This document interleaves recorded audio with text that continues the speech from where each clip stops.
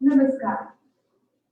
Rajasthan forum के creative canvas lockdown live series के grand finale में आप सभी का बहुत बहुत स्वागत।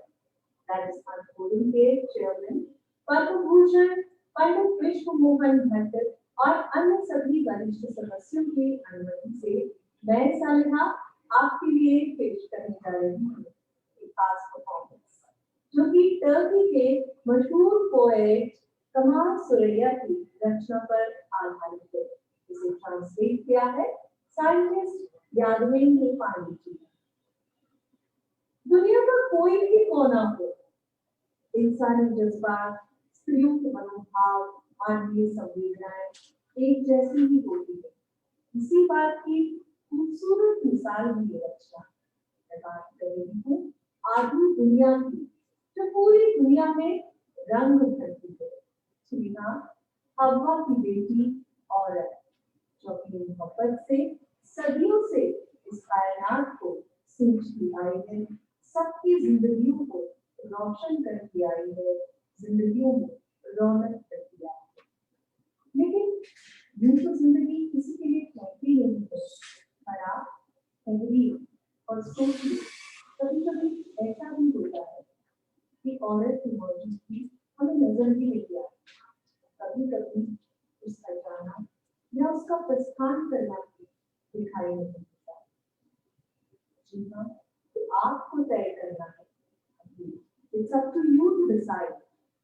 इसे रोको मत जाने दो या फिर रोको मत जाने दो। लीजिए आप सभी के लिए पेश है एक दिन औरत चल देती है चुपचाप डरे। कोई स्त्री रिश्तों को निभाने में सहती है बहुत कुछ मुश्किलें। उसका दिमाग, दिल और रूह तक किसी का निष्ठापूर्वक साथ निभाने को छेड़ता है। न जाने कितने आघात और झटके दूसरा आदमी आता ही नहीं इसके दिल के बाद। वो आदमियों की तरह तुरंत कर झगड़ा भी नहीं उठाती कि सूप में नमक क्यों कम है।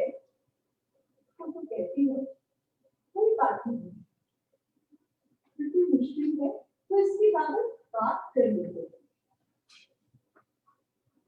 और मर्द है कि सबसे ज्यादा इसी बात पर खींचते और आग बबूला होते हैं।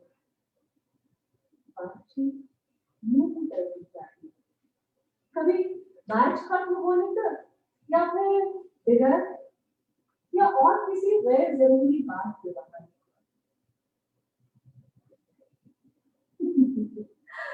स्त्रियां बावली और जिद्दी होती है। जिद्दी और बावली अपने प्रेम को सीने से ऐसे चिपका कर रखती है कि जीवन में प्रेम ना हुआ कोई खूंटी पर टका हुआ सामान हुआ। इसीलिए तो चाहती है तफसील से बातचीत करें और साझा करें अपने दुख दर्द। तब तक आस नहीं छोड़ती जब तक बंदे को समझा न ले और उसके पास बचे न कोई और रास्ता। स्त्रियां देख ही लेती है दूर कहीं कोई उजाला और फूल डालती है अपनी व्यथा का पिटारा। ये सब करके अक्सर उन्हें जवाब क्या मिलता है, अपनी बकवास बंद भी करो। तमाम बातें उसे नाहक चिपचिप लगती है और वो उनकी तरफ और से कभी देखता नहीं। इस तरह एक समस्या समाधान के बगैर छोड़कर वो देखने लगता है दूसरी ओर। आदमी को ये एहसास ही नहीं होता कि ये अनसुलझी बात गोली की तरह आएगी और लगेगी उसके सीने में एक दिन। आदमी की निगाह में यदि स्त्री करती है या बार बार दोहराती है एक ही बात, तो आदमी को समझ जाना चाहिए कि उसकी आस अभी टूटी नहीं है। आदमी को समझ जाना चाहिए कि उसकी आस अभी टूटी नहीं है और रिश्ता उसके लिए सब कुछ के बावजूद उसे निभाने को आते हैं। चाहती के साथ सुलझा के तमाम बदशक्ल कांटे, चाहती के साथ सुलझा के तमाम बदशक्ल कांटे, और इसी पर है उसका सारा दर्द। तो पहले से अब भी करती है प्यार। एक दिन स्त्री चल देती है,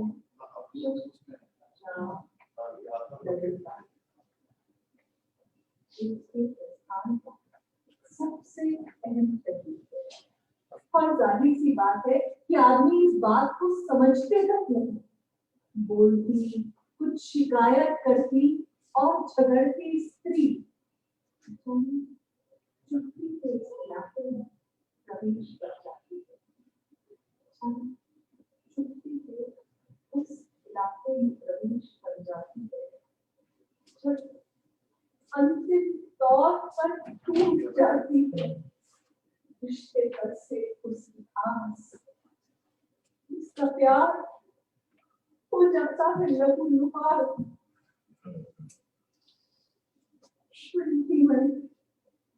वो समेटती है अपने साजो सामान सूटकेस के अंदर। मन वो समेटती है अपने साजो सामान सूटकेस के अंदर, और दिमाग के अंदर वो अपने लिए खरीदती है सफर करके। हालांकि उसका शरीर, उनकी त्वचा सब कुछ करता रहता है। सचमुच ऐसी प्रस्थान कर जाने वाली वो इतनी खामोशी से जाती है कि उसकी कोई आहट ही नहीं होती। वो अपना भेड़िया बिस्तर ऐसे समेटती है किसी को आने का खबर ही नहीं। स्त्री दरवाजे को खटकाए बगैर निकल जाती है। जब तक सांझ को घर लौटने को स्त्री खोलने को रहती है तत्पर दरवाजा, आदमी नहीं समझता उस स्त्री का आवाज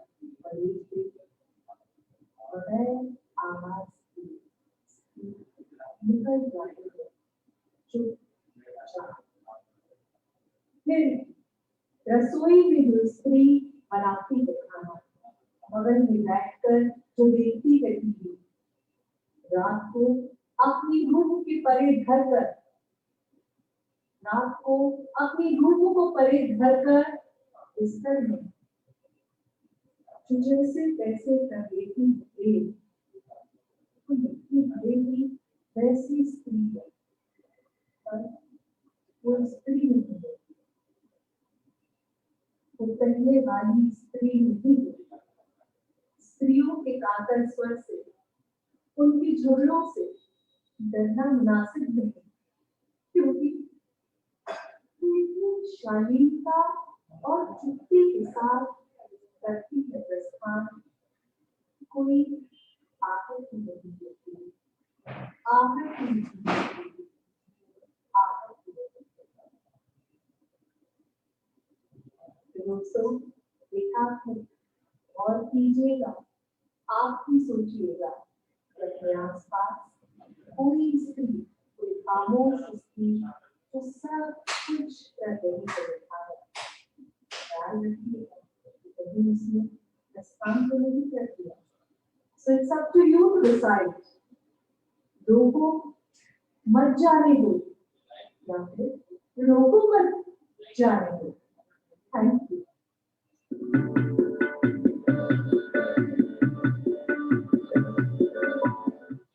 नमस्कार मित्रों, अचानक ही पूरा समाज, पूरा देश, पूरा विश्व एक ऐसे संकट में घिर गया जिसकी किसी ने भी कल्पना नहीं की थी। और विशेषकर कला से जुड़े हुए लोग तो बहुत ज्यादा आहत हो गए। शुरुआत के दिनों में इस कोरोना काल में थोड़ी सी आश्वस्ति ये रही कलाकारों के भी दिल में कि कुछ दिन का ये संकट है, ये टल जाएगा। लेकिन संकट टला नहीं है और अभी तो सामने कोई नई किरण भी दिखलाई नहीं दे रही है। लेकिन दोस्तों, ऐसे में कला के जो समूह होते हैं, विशेषकर राजस्थान फोरम जैसे समूह, जो कि कला के लिए निरंतर काम करते हैं और जिसमें कलाकारों का एक ऐसे नक्षत्र हैं जिन्होंने सारी दुनिया में काम किया है, जिनका सारी दुनिया में नाम है। ऐसे समय ऐसे संगठनों का, कला संगठनों का ये दायित्व हो जाता है कि वो उन कलाकारों को संबल प्रदान करें, कलात्मक और आर्थिक रूप से दोनों से, जिससे कि उनका हौसला न टूटे। और इसी क्रम में दोस्तों, राजस्थान फोरम ने लॉकडाउन कैनवास थिएटर सीरीज शुरू की। Rajasthan forum lockdown canvas theatre series, और जिसके अंदर हम लोगों ने ये कोशिश की कि ऐसे अभिनय से जुड़े हुए ऐसे कलाकारों को मंच प्रदान किया जाए कि जो निरंतर काम करते रहे हैं, और विशेषकर युवा कलाकार जो इस भय से या इस काल से घबरा न जाए। और इसी सीरीज में राजस्थान फोरम ने शुरुआत की बहुत उगम राज्य के पुत्र जो एक बहुत बड़े कलाकार हैं उनसे, यानी लोक नाट्यों से शुरुआत की। इसके बाद में नौटंकी के कलाकार मुकेश वर्मा वो सामने आए, अनिल भागवत रियलिस्टिक एक्टिंग से जुड़े हुए वो सामने आए, दूसरे अभिषेक सामने आए जो युवा अभिनेता हैं, युवा निर्देशक हैं, संजय महावर। और इस तरह एक के बाद एक कलाकार लगातार इस लॉकडाउन सीरीज में, थिएटर लॉकडाउन सीरीज में आते रहे और उन्होंने अपने प्रेजेंटेशन किए। दोस्तों, एक सवाल ये भी बहुत सारे नौजवान साथी मुझसे सवाल करते हैं कि अभिनय सीखने का अर्थ क्या है। देखिए, मैं आपको संक्षिप्त में बताना चाहता हूँ कि हमारा जीवन ही एक अभिनय है। हर एक साथी, हर एक जीवित जो मनुष्य है वो प्रतिदिन अभिनय करता है। और इस बात का ये आप थोड़ा सा अपने आप को एनालिसिस करेंगे तो आपको पता लग जाएगा कि आप सुबह से अभिनय करना शुरू करते हैं और शाम तक अभिनय करते रहते हैं। शेक्सपियर ने तो कहा था ये सारी दुनिया रंगमंच है और हम इसके कार्यकर्ता हैं, हम इसके अभिनेता हैं। और हमारे यहाँ जो एक महान भरत मुनि हुए हैं, नाट्य शास्त्र के प्रणेता, उन्होंने ये भी कहा है कि मनुष्य को जीवन ऐसे जीना चाहिए जैसे वो रंगमंच कर रहा हो, और एक अभिनेता को ऐसे रंगमंच करना चाहिए, अभिनय करना चाहिए जैसे वो जीवन जी रहा हो। ये इस बात को जो समझ लेता है वो एक अच्छा अभिनेता बन जाता है। ये तो हुई कुछ इस तरह की बातें जिनको हम शास्त्रीय बातें कह सकते हैं। लेकिन आधुनिक जीवन में भी जो युवा साथी, युवक या युवतियां अभिनय सीख रहे हैं, उनके पास एक बहुत बड़ा क्षेत्र उनके सामने पड़ा हुआ है। वो फिल्मों में जा सकते हैं, टीवी में जा सकते हैं, रेडियो पे एंकर बन सकते हैं, सामान्य जीवन में एंकरिंग का काम कर सकते हैं।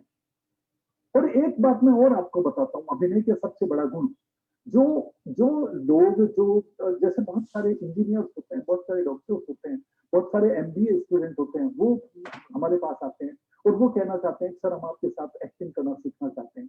मुझे पता है कि उनको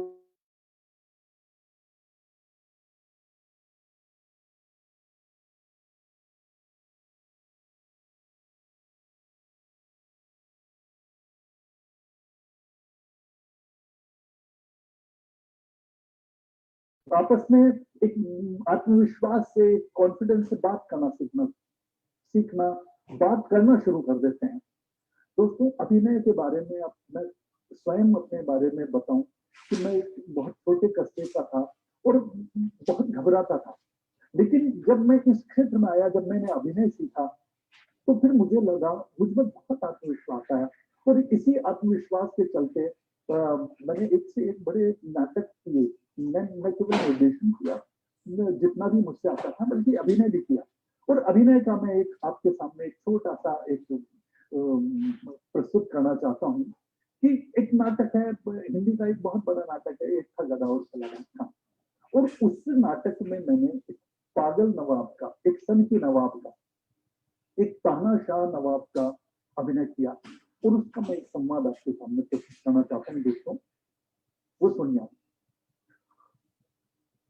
कहना न होगा और न कहा जाए तो कहा जाएगा कि हमने कहा नहीं, और कहीं ना कहीं क्योंकि कहने वाले तो कहते हैं, और जो नहीं कहना चाहते वो क्यों कर कहेंगे कि मुल्क के लिए किए हैं हमने जो काम वो कहीं ज्यादा हैं उन वायदों से जो हमने दिए थे, जो कि हमारी मजबूरी थी।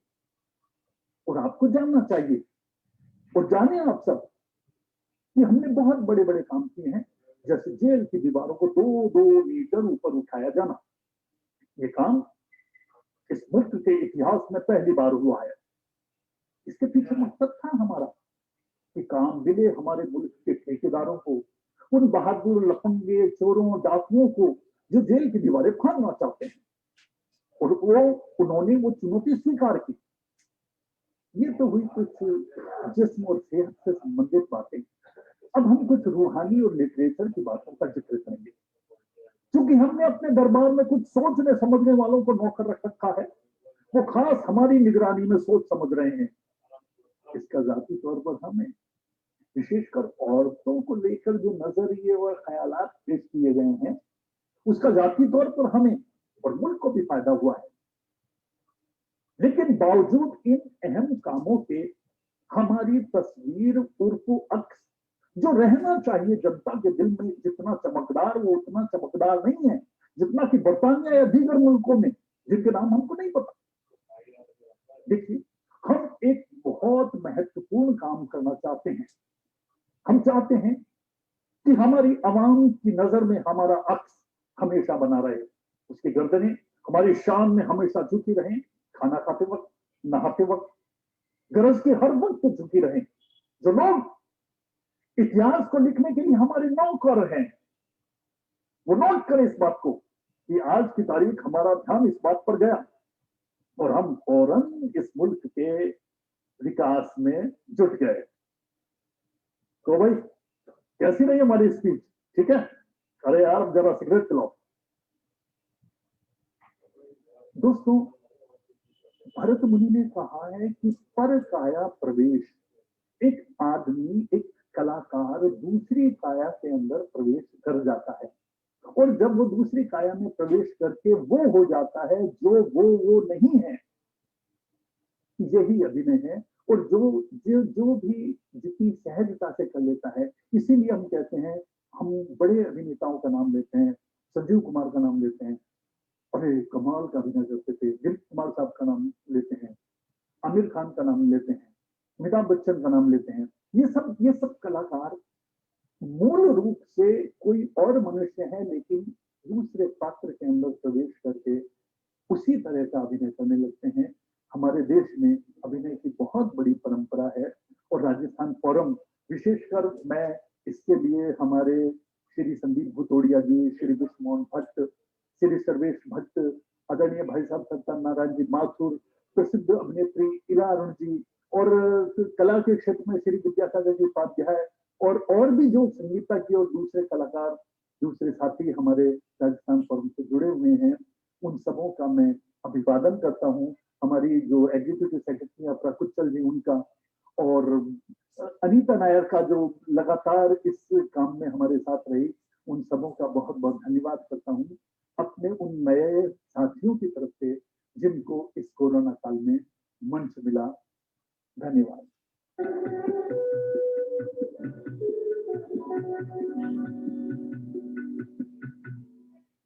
राजस्थान फोरम के इस थिएटर कैनवास लॉकडाउन लाइव में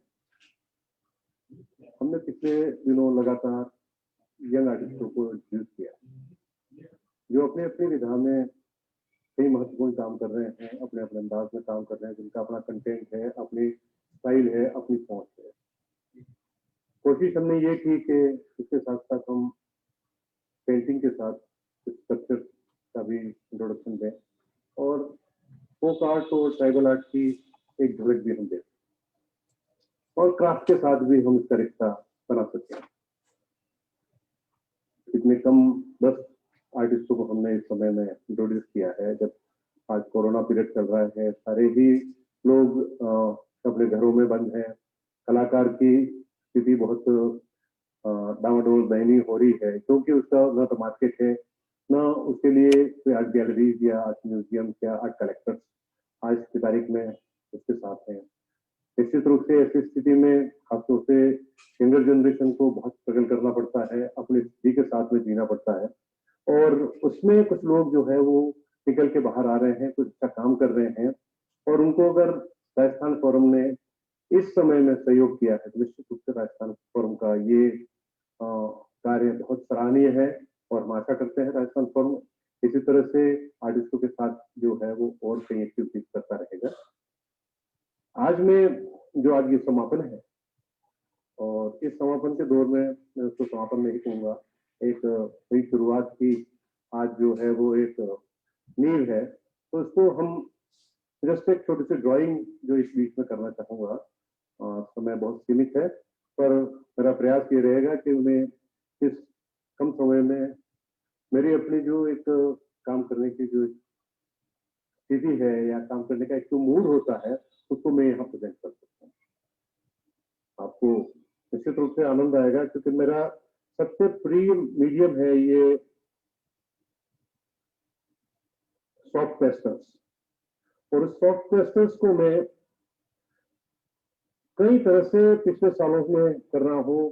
कई कलर्स उसके साथ में मैंने इंट्रोड्यूस किए हैं, कोई तरह के वेरिएशन मैंने इंट्रोड्यूस किए, कई सब्जेक्ट को इसके साथ प्ले किया है और बहुत इसको राष्ट्रीय अंतर्राष्ट्रीय प्रदर्शनियों में इसको प्रदर्शित भी किया गया है।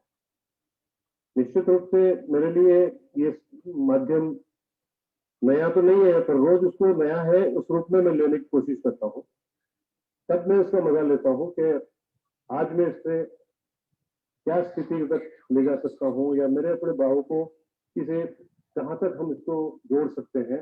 तो मैं ये कोशिश यही रहती है कि हमेशा कुछ इसके साथ में नई चीज करूं जिसका कि पेंटिंग में मेरा रिफ्लेक्शन आता है और यही पेस्टल की जो एक अप्रोच है वो मेरी पेंटिंग में भी आती है।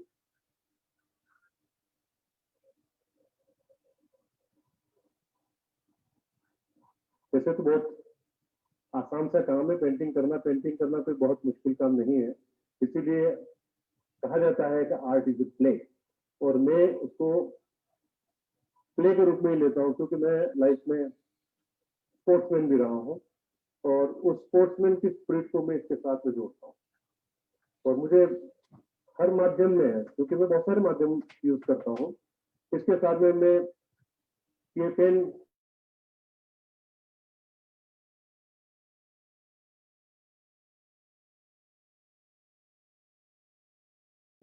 कई तरह के पेन है, बाद में वाटर कलर को इसके साथ मिक्स करता हूँ, कलर पेंसिल को इसको मिक्स करता हूँ, जो वाटर कलर सोल्यूबल पेंसिल्स हैं उनको मैं यूज करता हूँ। तो ये सारी चीजें जो है वो मेरी इसके साथ चलती हैं। तो ये मेरा अपना अंदाज है कि पेंटिंग में भी ऐसे ही करता हूँ। कभी पेंटिंग के साथ में जो है वो ड्राई पेस्टल के साथ में ऑयल पेस्टल भी यूज करता हूँ। तो पेंटिंग में कई जो है वो कई लेयर्स लेता हूँ और लेयर अच्छी नहीं लगती तो सारी लेयर्स को मैं हटा देता हूँ, सिर्फ नए सिरे से मैं शुरू करता हूँ। तो मेरा अपना एक अंदाज है जिसको मैं करता हूँ और मित्र लोग इसको पसंद भी करते हैं क्योंकि कई सालों से मैं यही काम कर रहा हूँ और मुझे इसमें जो है बहुत नए से नया रूप लेने में आनंद भी आता है। तो कोशिश हमेशा कुछ नया करने की रहती है और पुराने को भूलने की स्थिति नहीं रहती। पुराने को मैं कभी भूलता नहीं हूँ क्योंकि वही मुझे आगे का मार्ग दिखाता है और मैं कभी दूसरी स्थिति है कि मैं कभी अपने काम से संतुष्ट भी नहीं होता हूँ। इसलिए कि अगर मैं अपने काम से संतुष्ट हो गया तो मेरी भूख खत्म हो जाएगी। इसलिए मैं हमेशा संतुष्ट होता हूँ, संतुष्ट नहीं होता हूँ, इस बीच में चलता हूँ और अगले काम की ओर चला जाता हूँ। ये मेरी शुरू से ही आदत रही है और कभी समय में नहीं देखता कि दिन है कि रात है, अभी मुझे ये काम करना चाहिए या ये टाइम सही है कि नहीं है। पर हाँ, हमेशा आर्टिस्ट का अपना मूड होता है, अपनी सोच होती है, उसी को वो लेता है, उससे हटके किसी और के आवश्यकता को पूरा नहीं करता। उसी को मैं आर्टिस्ट मानता हूँ। जो दूसरों की आवश्यकता पूरे करने वाले लोग हैं बेचारे, वो अपनी घर गृहस्थी चलाने के लिए बहुत कुछ करते हैं, तो वो बहुत अच्छा कर रहे हैं, उसमें कोई गलत नहीं है। और मैं उनको भी जो है वो हमेशा एक विशेष स्थान पर रखता हूँ।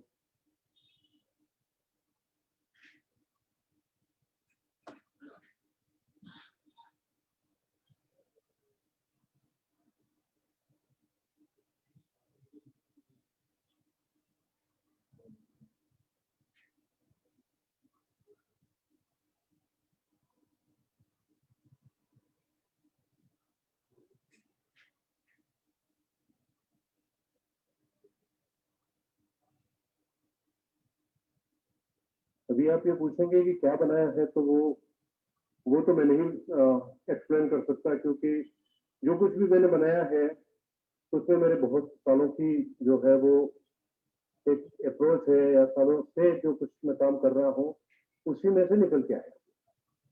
पर हाँ, जब कभी मौका आएगा, कोई लंबी वार्ता हो या कुछ होगा, उस समय हम बैठ करके इस पे चर्चा जरूर कर सकते हैं कि आर्टिस्ट क्या करता है। और खासतौर से हमारे जैसे आर्टिस्ट जो एक्सपेक्ट करते हैं, जो अमूर्तन के साथ जीते हैं, जिनको ये दुनिया बिल्कुल अलग अंदाज में दिखती है, वो ऐसे काम कैसे करते हैं, क्यों करते हैं, और उन काम से हमें क्या मिलता है।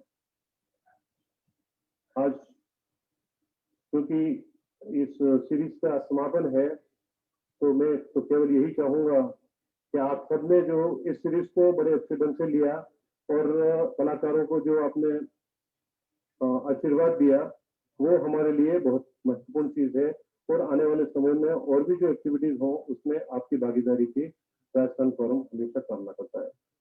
राजस्थान फोरम के साथ साथ जो श्री सीमेंट और एवन टीवी ने जो इस कार्यक्रम को चलाने के लिए जो सहयोग दिया है, वो हमारे लिए बहुत महत्व रखता है, क्योंकि कलाकार इन चीजों से ही जो है पोषित होता है, और इन चीजों की कलाकार के जीवन में बहुत अहमियत होती है।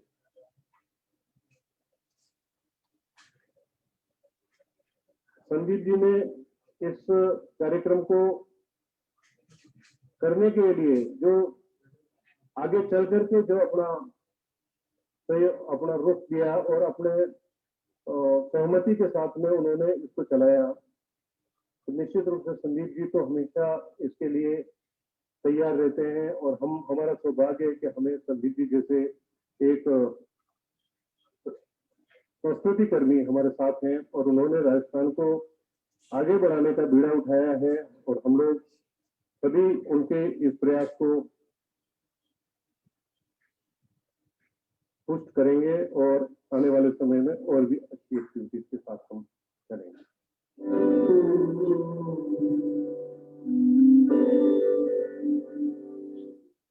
नमस्कार, आदाब दोस्तों, मैं शाकिर अली।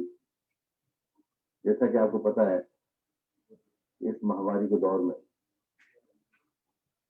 लोग कितने बेहाल रहे हैं, और अभी भी चल रही है। इस दौर में हमारे राजस्थान में अनेक कलाएं हैं, अनेक विधाएं हैं, उसके जो कलाकार हैं वो भी इससे जूझ रहे हैं। लेकिन राजस्थान के हमारे संदीप भदौरिया जी जो रहते, तो लेकिन उनकी जो आत्मा है और राजस्थान से जुड़ी रहती है हमेशा। तो राजस्थान फोरम के माध्यम से और श्री सीमेंट के माध्यम से, उनके सहयोग से उन्होंने कुछ ऐसी सीरीज का आगाज किया जो कि जितनी उसकी तारीफ की जाए कम है। उन्होंने नए नए लोगों को, नए नए विधाओं के लोगों को एक मंच दिया, और जैसे सुमरन सीरीज चलाई उन्होंने, दूसरा फिर थिएटर कैनवास लॉकडाउन सीरीज चलाई। उसके तहत उन्होंने काफी लोगों को मंच दिया, प्लेटफॉर्म दिया, और उससे न सिर्फ प्लेटफॉर्म दिया बल्कि उनकी आर्थिक मदद भी की। तो मैं उनकी जितनी सराहना करूं कम है। और जो भी उनके सहयोगी, एवं टीवी ने भी काफी सहयोग दिया, उनके जो लोगों की जो कला थी, जो उनकी परफॉर्मेंस थी, उसको बहुत अच्छे से दिखाया और पब्लिक ने उसका एंजॉय भी किया और उनको टाइम, सब लोगों को उसको बांधे रखा। ये एक बड़ी सफलता रही। और दोनों ये सीरीज इस कदर सफल हुई कि लोगों को मजा आ गया। और हमारे जो ऐसे कलाकार जो जिनके पास कोई काम नहीं था, जो अपनी परफॉर्मेंस नहीं दे पाते थे, जो डेली परफॉर्मेंस करके अपनी रोजी रोटी कमाते थे, उनको काम मिला, उनको सराहना मिली और लोगों का दिमाग भी इस महामारी से डाइवर्ट हुआ। तो मैं इसके लिए बहुत बड़ी उनको सराहना देता हूँ, राजस्थान फोरम को। हमारे सर्वेश जी का नाम लेना चाहूंगा। तो उन्होंने, सर्वेश जी ने भी इसके लिए काफी लोगों के साथ भाग दौड़ कर उस दोनों सीरीज को सफल बनाने में बहुत बड़ा सहयोग दिया। और हमारी अपरा कुशल जो हमारी राजस्थान फोरम की सेक्रेटरी हैं, उनका भी बहुत बड़ा सहयोग रहा है। जितने भी हमारे राजस्थान फोरम के मेंबर हैं, उन्होंने भी अलग अलग टाइम पर जो भी उनसे मदद हो सकती थी वो की है। मैं भी एक मेंबर हूँ। उस हैसियत से आज जो सीरीज का समापन है, मैं अपनी जानिब से और हमारे तमाम राजस्थान फोरम के जो मेंबर है उनकी जानिब से, उनके सहयोग से ये कहना चाहूंगा कि इस तरह के प्रोग्राम हर कोई नहीं करता है और हर किसी के दिल में इतना दर्द नहीं होता। तो दर्द संदीप भुतोरिया जी ने दिखाया और इसको सफल बनाने में और सहयोग करने में पूरा योगदान दिया। तो मैं दिल से उनकी सराहना करता हूँ और उनको शुक्रिया अदा करता हूँ।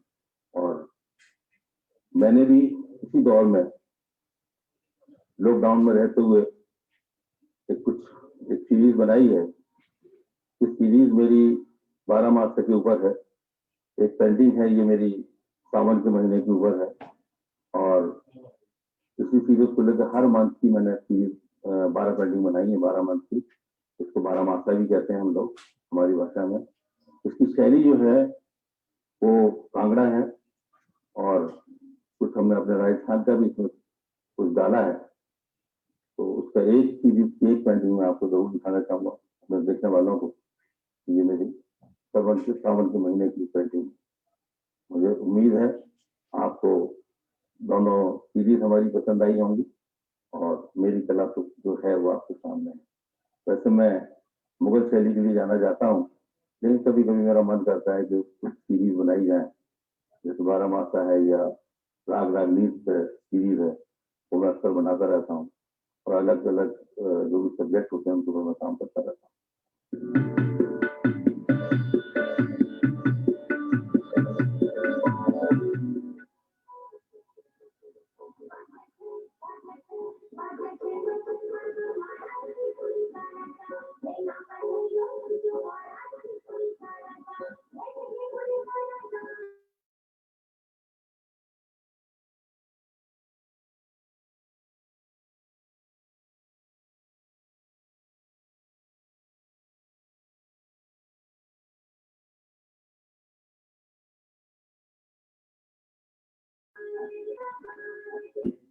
छुटपुटा मीठी मीठी हूँ और हमें गोद में खिलाए माँ। सब कुछ जाने कब का खत्म हो गया, पता नहीं कहाँ कहीं कुछ गड़बड़ा गया है।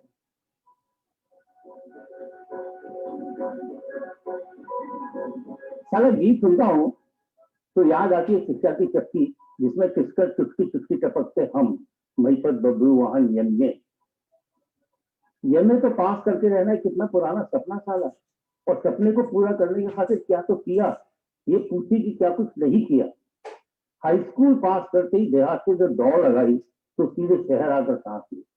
न रहने का ठिकाना न रोटी का, फिक्र को मारी गोली और स्टेशन के मुसाफिर खाने को अपना दौलत खाना बनाया। चला चबेला करके दिन गुजारे, पैसे उधार मांगे, छोटी मोटी चोरियां की, 6 जनों तक भीख मांगी। ये ऊंच नीच का ख्याल नहीं किया।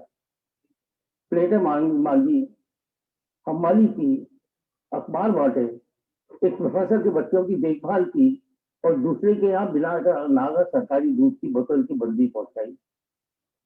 तुलसी की किसकी डाली नहीं पकड़ी। कॉलेज के क्लर्क को प्रिंसिपल की गद्दी पर बैठाकर फीस ना दे पाने की वजह से नाम न करने को टाला। फिर पियोन जी के चरण छूकर लाइब्रेरी में देर देर तक बैठकर पढ़ने की जुगत जराई। लक्ष्य सिर्फ एक ही रहा, इस दुनिया से कूच करने से पहले एमए पास करना। लक्ष्य सिर्फ एक ही रहा, इस दुनिया से कूच करने से पहले एमए पास करना। न लड़कियों को आंख पीट कर देखा, न सीटियां बजाई, न बोलियां बोली, हाथ से दो बेंचें भी थी, लेकिन और लड़कों की तरह बेंचों का बैंड बजा के जश्न नहीं मनाया। जबकि ये भी सही है कि हाथ बराबर को लुढ़ाया किए। अपने से कहा बच्चों, एमए पास होने तक मुंह पर ताला। एमए पार्ट 2 का साल कैसे बीता साला, या तो हम जानते या ऊपर वाला। पेपर देकर आया लेकिन दिल की धड़कन न रुके साली। और एक दिन रिजल्ट आया, पास उत्तीर्ण थर्ड क्लास में। थर्ड तो थर्ड ही सही, एमए तो पास करके रहे। कितनी बड़ी कीमत चुकाकर, कितनी मेहनत के बाद महिपत बबरू वाहन एमए। थर्ड क्लास की बराबरी फर्स्ट क्लास से जूटी। टैक्स के पैसों से मैं दोस्तों के सिनेमा देखा। थर्ड क्लास का जिक्र नहीं किया, बेचारों को बेकारी सपना पड़ता। रात को सोते वक्त तय किया, दृढ़ निश्चय किया कि मालिक से कल 10 रुपए की बढ़ोतरी मांगूंगा ही मांगूंगा। इतने साल हो गए काम करते, आज तक बढ़ोतरी के बारे में कुछ नहीं कहा।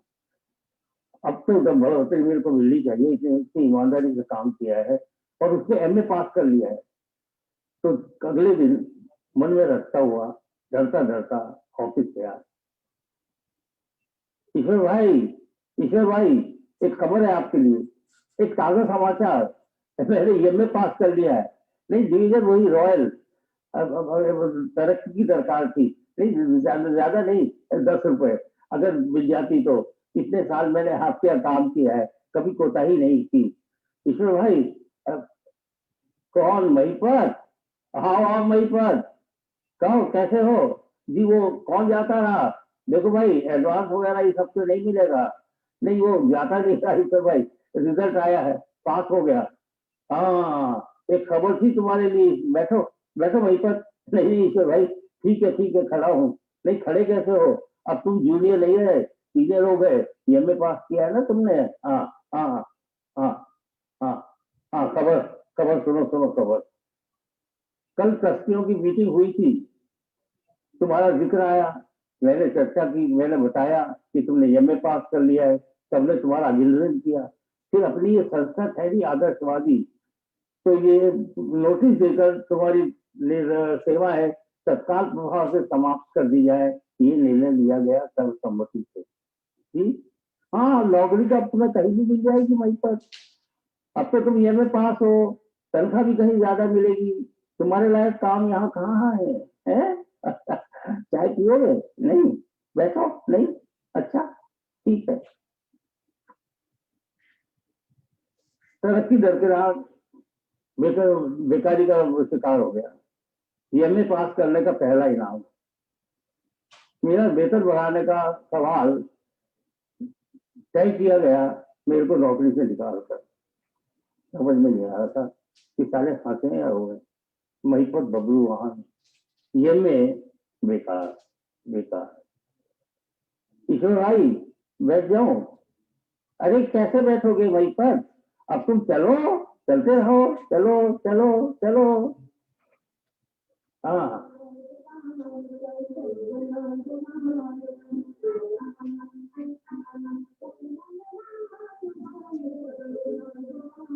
और इस तरह महिपत बबलू अगले 2 घंटे स्टेज पर इसी तरह से जद्दोजहद से उलझते हुए आगे का कार्यक्रम करते रहे, जब तक कि पर्दा नहीं गिर गया।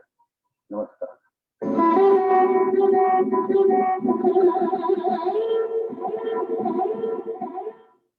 नमस्कार। राजस्थान फोरम सुधीर भदौरिया जी और सर्वेश भट्ट जी का मैं बहुत धन्यवाद करती हूँ कि उन्होंने इस लॉकडाउन में कलाकारों को प्रेरित करने के लिए बहुत ही अच्छी एक श्रृंखला की स्थापना की और शुरुआत की, थिएटर कैनवास। उसमें थिएटर के आर्टिस्टों को उन्होंने न केवल मनोबल प्रदान किया, आर्थिक रूप से भी संभाला और पेंटर्स भी आए। और आज कहा गया है कि हम लोग जिन्होंने लोगों को सेलेक्ट किया था वो भी कुछ अपनी यादों को शेयर करें।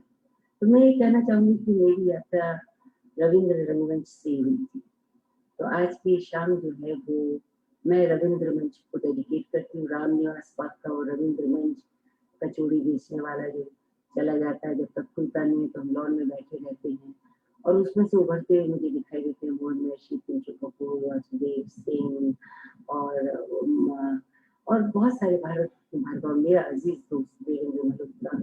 क्या वो युग था और कैसे कैसे नाटक हुए। मैंने मोहन महर्षि के 3 नाटकों में भाग लिया था। उसमें था शुतुरमुर्ग, आषाढ़ का पहला दिन और आजाद का एक ख्वाब। विजय जी के साथ भी कॉमेडी भी की थी, महेश रानी के साथ एकांकी भी की थी। पर ये जो नाटक था जो दिमाग पे छा गया उस वक्त, जो प्रयोग किया कि रविंद्र रंगमंच की छत पर आषाढ़ का पहला दिन मोहन राकेश जी का जो नाटक है उसे मंचित किया मोहन महर्षि ने।